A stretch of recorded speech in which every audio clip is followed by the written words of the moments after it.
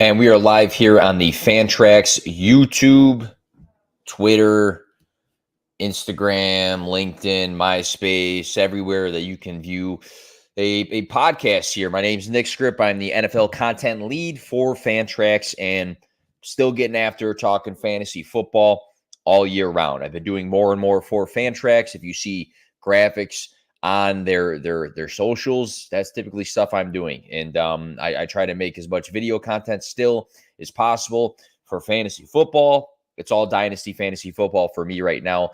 I'll get into prospect stuff a little bit later than everybody else, probably closer to the NFL draft, but I feel like that's more of when you want to pay attention to stuff, in all honesty. But hats off to the people that are getting after that right now. Talking Dynasty fantasy football buy lows. We'll talk about what that actually means and the guys that I want to reference here in a second. Tell your friends we're live.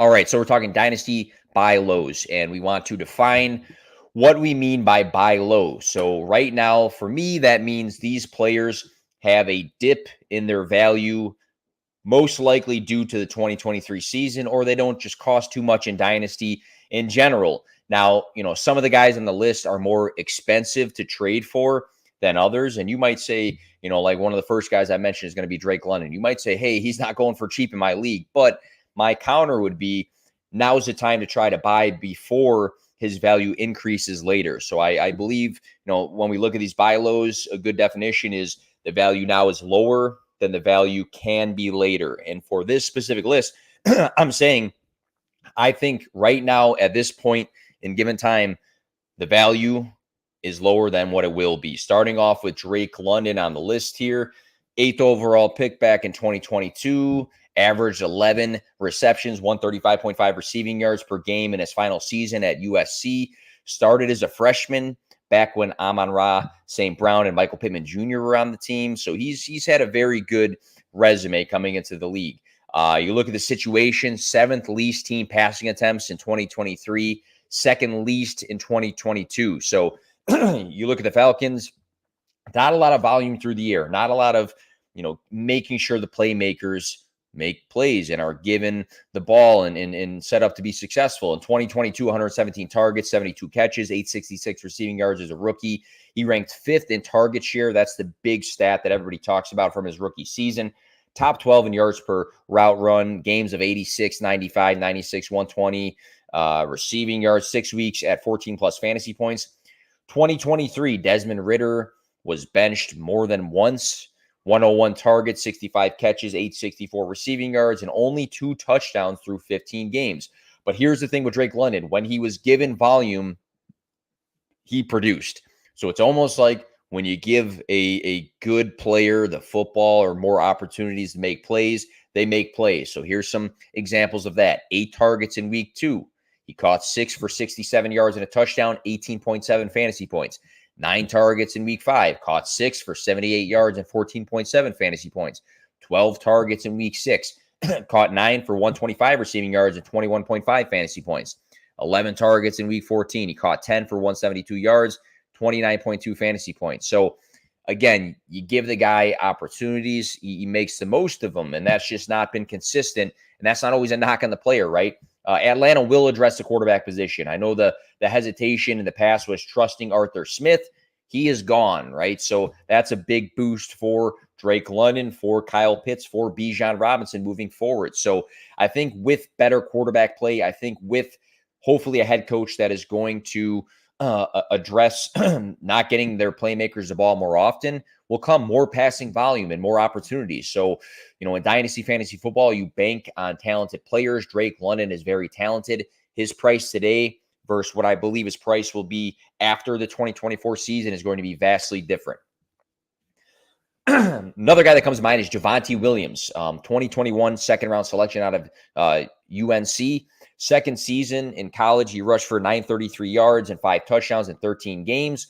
He upped those totals in 2 less games to 1,140 yards and 19 touchdowns in that final college season. 50 career college receptions on top of that. Rookie season, 903 rushing yards, 7 total touchdowns, 40 catches, 2 games over 100 rushing yards, 4 weeks finishing as a top 10 fantasy running back, 3 weeks over 20 fantasy points. Most of that happened after the Week 11 bye. Player Profiler ranked him 6th in evaded tackles and 6th in yards created that season, 12.1 points per game, ranked 22nd for running backs. Year 2 for Javonte Williams, we were excited for this potential jump in his production. He opened up the season with a top 12 finish with 19.8 fantasy points. Then in Week 4, he unfortunately tore his ACL, so we were unsure of the timeline for 2023. Is he going to open up the season on the IR?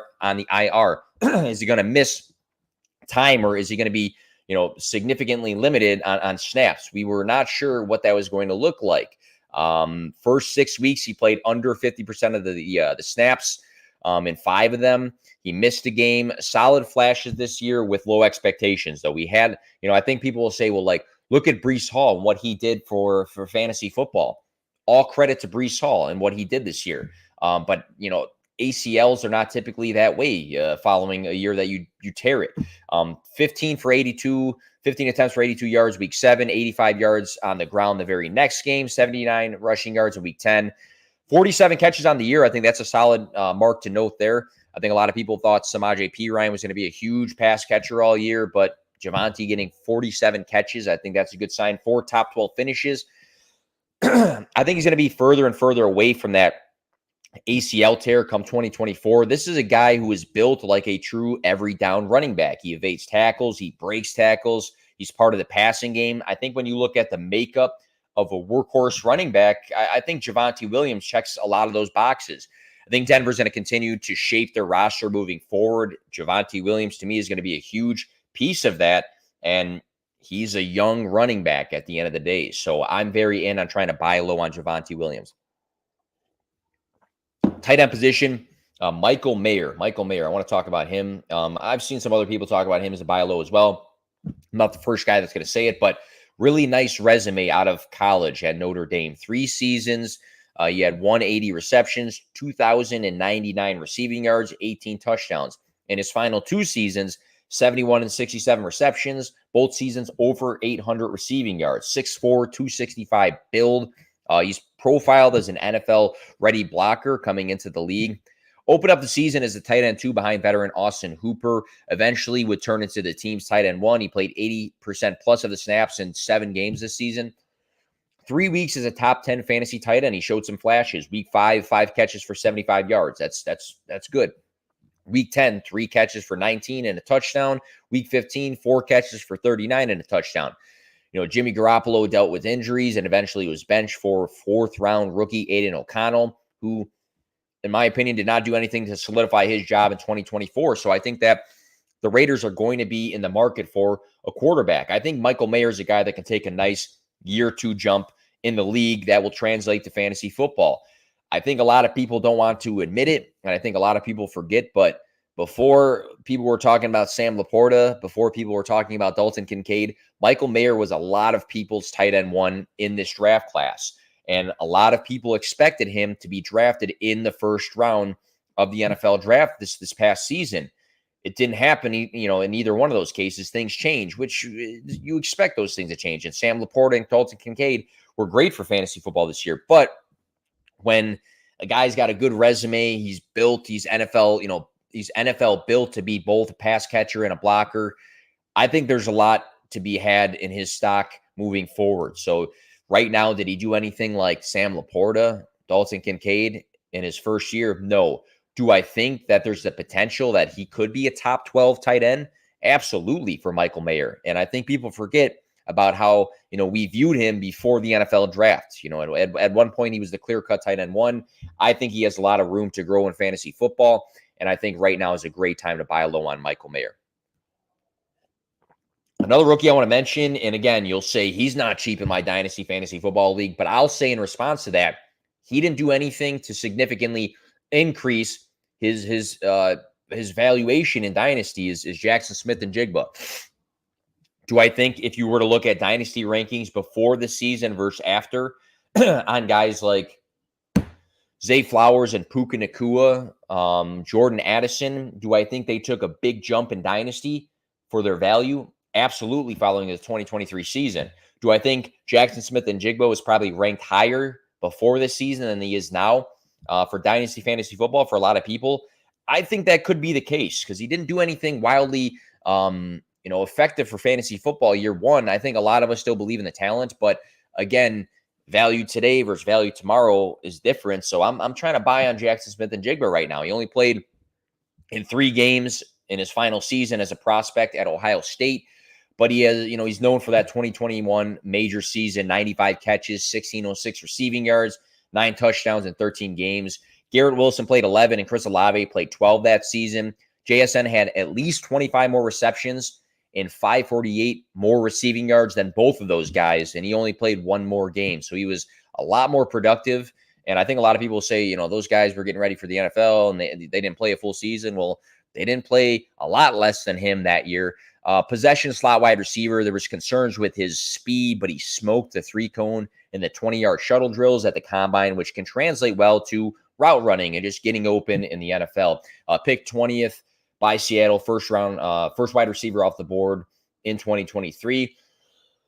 Rookie season, open up the season playing under 60% of the snaps the first 4 weeks, but there was a shift in snaps played following the week 5 bye. He played most of the games the rest of the season, somewhere in that 60% range, 60% to 69%. Some games over, but usually in that range. Here's some flashes. Week 7, 4 receptions for 63 yards and a touchdown.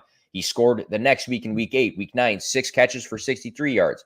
Week 13, 7 catches on 11 targets for 62 yards. Week 15, 4 receptions for 48 yards and a touchdown. Week 16, 6 receptions for 61 yards. According to Player Profiler, number 21 in yards after the catch. We've seen guys dominate from the slot in fantasy football. I think historically we've thought about high upside wide receivers, these guys that can make big plays down the field, the Justin Jeffersons and the AJ Browns, explosive guys. But we've seen dominant slot wide receivers across the last handful of years. You look way back to Michael Thomas. You look over to Cooper Kupp. You look at Amon-Ra St. Brown. Jackson Smith and Jigba could eventually enter that conversation as a dominant slot player. Number 6 in target separation, number 28 in total route wins, number 17 in route win rate. This is all, again, via Player Profiler for Jackson Smith and Jigba. Again, he didn't have the fantasy impacts of, Rashee Rice or Jaden Reed or Zay Flowers or Puka Nacua. 93 targets as a rookie is a great start, though, especially seeing he was consistently competing for targets with Tyler Lockett and DK Metcalf. I mean, you can't really say the same for guys like, again, Jaden Reed or Rashee Rice. I mean, Rashee Rice had Travis Kelce, but, even Zay Flowers when Mark Andrews was out, they're not competing with Tyler Lockett and DK Metcalf every single week. He can certainly grow in this offense as an NFL player, and in general, eventually he might be the most reliable target in Seattle. Great buy now talent for Dynasty.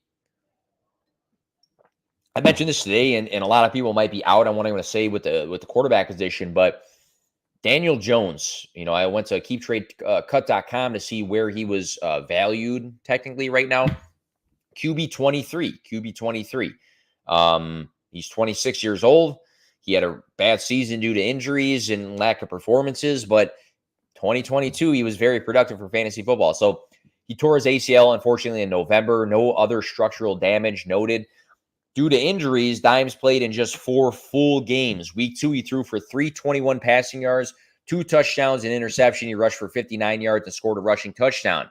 QB1 for fantasy that week. He looked very, I'm not saying he is this guy, and I'm not saying he's going to be this guy, but that was like a very Josh Allen-like performance in week 2. Otherwise, there's a poor showing in the other 3 games. But back in 2022, with his first season under head coach Brian Daboll, Jones finished number 10 in fantasy points per game with 18.4.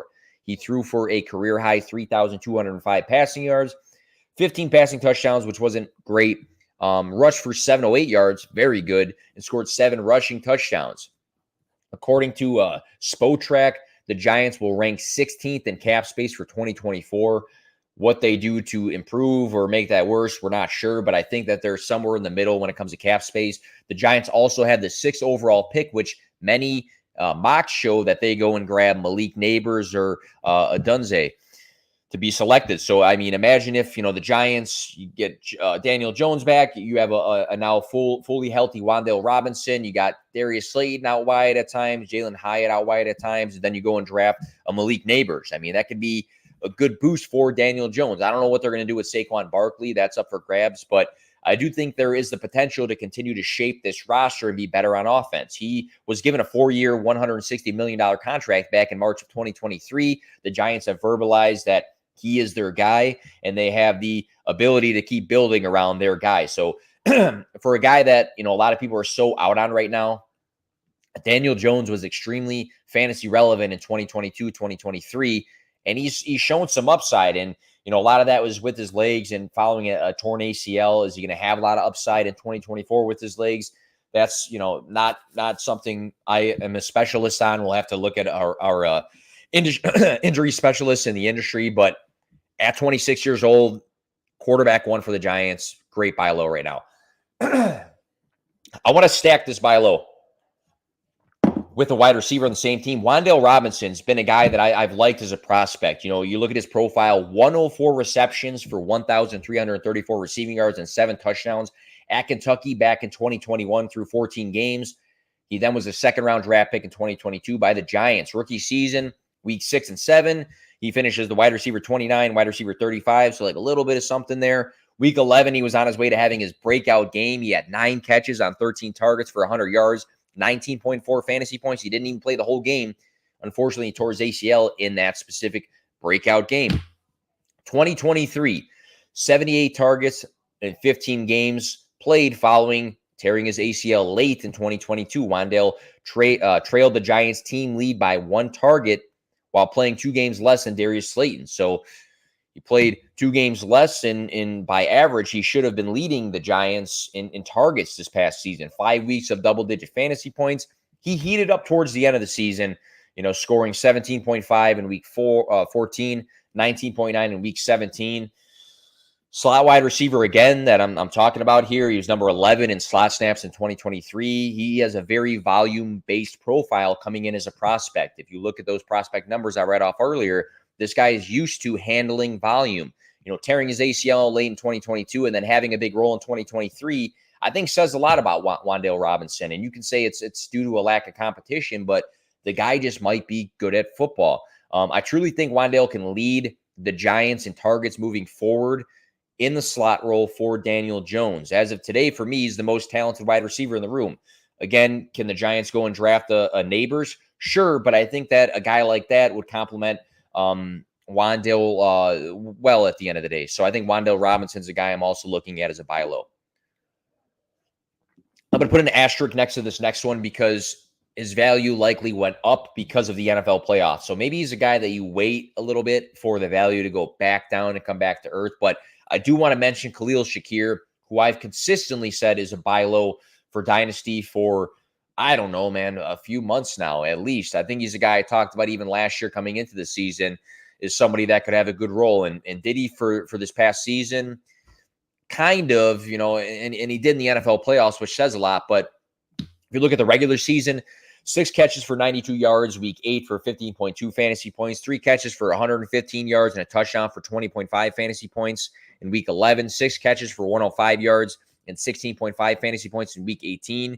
So if you look at those 3 examples, again, slot wide receiver we're talking about, that might, it might just be the theme of this episode, slot wide receivers for half of it. But, we think of a slot wide receiver as a low upside guy, but 92 receiving yards, 115 receiving yards, 105 receiving yards, those are good flashes. Then in the postseason for the Bills, Khalil Shakir, 3 receptions for 31 yards and a touchdown. That's in the wild card. Then in the divisional round, huge game, 7 catches on 9 targets for 44 yards and a touchdown. So 9 targets in the most important game of the season that Buffalo ended up losing. Back-to-back playoff games with the touchdown. Josh Allen's had a history of utilizing the slot wide receiver. And you could say, we look back to Cole Beasley back in the day. I know everybody doesn't like him, and I'm sure he gives everybody a reason not to, just based on, the dumb shit he says all the time. But Josh Allen has historically used the slot wide receiver, and a lot of people say, well, that's Dalton Kincaid now, and maybe that's the case, but I do see an opportunity for Khalil Shakir moving forward. I think he's earning it more and more and more, and the playoffs should have been the red flashing lights for me. Gabe Davis will be a free agent. Does Buffalo bring him back? I don't see why they would. And if they don't, that frees up targets, and he's the guy that plays out wide, Shakir in the slot. But targets are targets at the end of the day, freed up. Stephon Diggs had a huge drop-off, and who knows what his future is. But Khalil Shakir, let the playoff hype die down a little bit. Maybe he's a guy that you can use, you can add into a bigger trade as an add-on from the other manager. But he's a guy that I would take a shot on.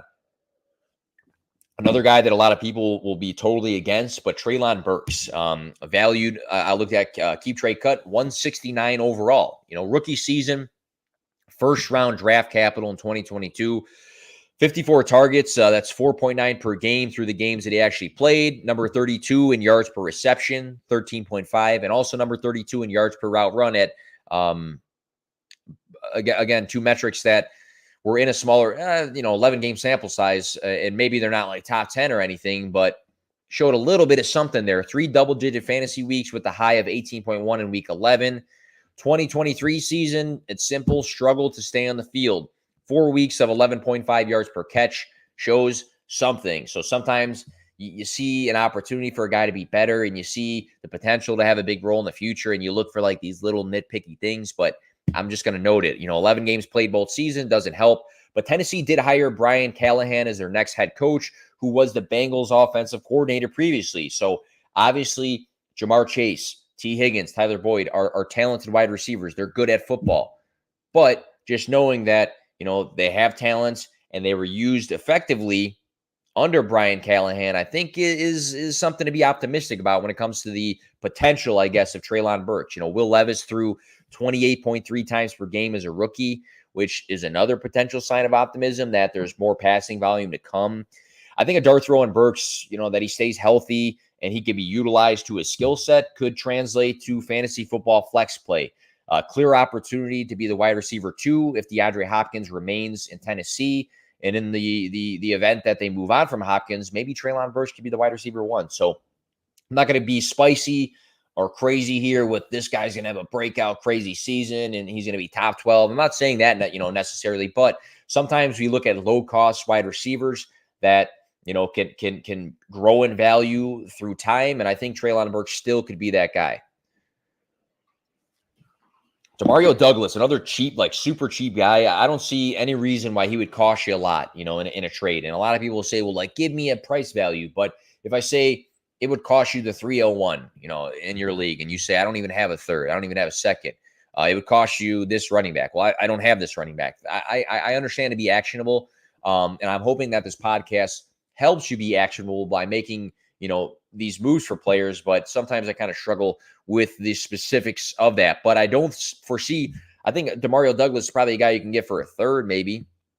I would think, it depends on the depth of the league, but target volume is a rookie. 78 total targets through 14 games, 5.6 per game, 6 weeks of 7+ targets.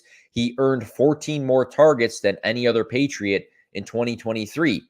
And again, that's through 14 games played. Playmaking, finished number 25 for the position in yards after the catch, 336. So maybe not a huge downfield threat guy, a burner, but ball in his hands, he's making some plays. Fantasy flashes, 5 weeks of double-digit fantasy points. I think leading New England as a 6th-round rookie was very unexpected, right? None of us thought that coming into the season. He was probably a guy on Dynasty waiver wires.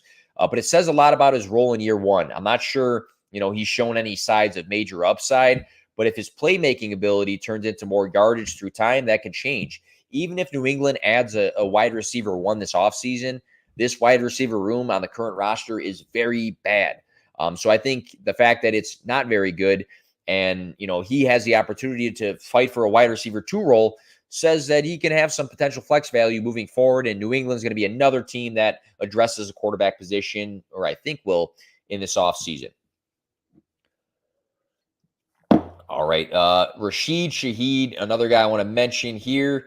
When it comes to Rashid Shaheed, big play threat, and it's evident by the numbers. Number 10 in average depth of his target. That's 14.6.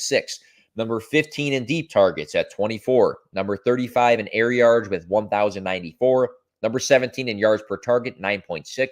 And number 15 in yards per reception, 15.6. That's all via player profiler. But all of those metrics just scream big play threat. Fantasy finishes and fantasy flashes, Week 1, 19 points, wide receiver 12. Week 6, 18.3 points, wide receiver 12. Week 8, 24.3 points, wide receiver 8. Week 16, 18.4 points, wide receiver 17. Week 18, 15.5 points, wide receiver 23. Those are all very, very useful fantasy scores for a guy that you could have just thrown in as your flex, and it would have benefited you a lot in those specific weeks. Receiving yard upside, week 1, 89 yards, week 2, 63 yards, week 6, 85 yards, week 8, 153 yards, week 16, 70 yards, week 18, 65 yards. So again, Rashid Shaheed, big play threat with upside in the receiving yard department. He may not have been extremely consistent, but he was, again, a dart throw just if you were chasing a matchup or if you needed an upside flex play. Should Shaheed continue to grow and earn targets more consistently, I say this all the time, then you're giving the big play guy more opportunities to make big plays. And Derek Carr, love him or hate him, likes to push the ball down the field. That can translate well to Shaheed moving forward. And again, not a guy that should cost you, an arm and a leg. Last guy I'm going to mention, just a guy that I firmly believed in, again, as a prospect. And that's another common theme in this podcast here is that, I think you have to buy talent in Dynasty. And I know that that's something that everybody could argue. You might say a guy's talented, and I'll argue I don't think he is. And I might say I think a guy's very talented, and you might say, well, I watched the tape, and I don't think so. I think talent is going to be what people view as talent is different person to person at the end of the day. So when I've talked about a lot of these guys on the podcast today or on this stream, I've talked about guys that I buy into the talent. And when you buy into talent, you have to find the supporting facts. And that's what I've been trying to do on this podcast, this episode, this stream is, hey, I like Drake London's talent, but here's some numbers that support it. Here's the change in potential opportunity. I like Wan'Dale Robinson's talent. Here's some good things we've seen. Here's the opportunity. Again, on this next guy, I like Jahan Dotson's talent. Here's some supporting facts. So love them as a prospect. Final season at Penn State, he ranked number 12 in receptions with 91, number 18 in receiving yards with 1,182, and tied for number 8 in receiving touchdowns with 12 in college football. Utilizing the 16th overall pick, the Commanders went and grabbed Jahan Dotson that specific year. I think that just says how they felt about him as a prospect. I think a lot of people look at Jahan Dotson, and if you survey people right now, I bet you a lot of people forgot he was a first-round draft pick. Rookie season in 2022, Dotson averaged 10.9 fantasy points per game across 12 games played. But if you look strictly at the games that he played, 70% plus of the snaps, so again, 70% plus of the snaps, he averaged 14.03 fantasy points per game, which was guided by some touchdown scoring. That was evident. 0.75 touchdowns through those 8 games, averaged 523 receiving yards and 7 touchdowns in 12 games. Was a decent rookie campaign while he dealt with some injuries. This is a guy that 4.43 speed, catch and run abilities, volume profiler, zone beater, great hands. He's a good talent. 2023, extremely disappointing. I'd label him as a bust. I'm not saying he was going, as a 3rd round pick, but I'd label him as a bust. Played in 5 more games, but he averaged less fantasy points per game with 7.3. 83 targets, ranked number 49. Not good. Versus expectations, I thought he could have been a 100-target guy. 518 receiving yards was 5 less than his rookie season, with, again, him playing in 5 more games. He had also 3 less touchdowns. Week 8 and 9, he finishes the wide receiver 7 and wide receiver 9, and that was like giving us a little bit of hope. Like, hey, you know what? This is the guy we thought he was. A touchdown in back-to-back games those weeks, 108 and 69 receiving yards, 18 targets. Didn't amount to much outside of that. So Washington fired Ron Rivera. More changes to come as they shape their team. Sam Howell finished with 3,945 passing yards and 21 passing touchdowns. Player profiler did rank him number 1 in interceptable passes, though. So a lot of people believe that Washington is going to move on from Sam Howell. I think there's a chance that they give him a second shot, especially with a change in coaching, but I guess we'll see. Washington is often mocked to draft Drake May at the number 2 spot, or, they can trade up with Chicago, my Bears, for Caleb Williams. So I think there's a chance, you got Jaden Daniels too in the draft. I think there's a chance that they go and grab a top 3 quarterback, and that could be a boost for this offense. A coaching change could be a boost for this offense. It was a bad year, so a bad year should be a dip in his value. Again, Jahan Dotson, if you go across any website and look at their dynasty rankings, where did he rank before the season versus after the season?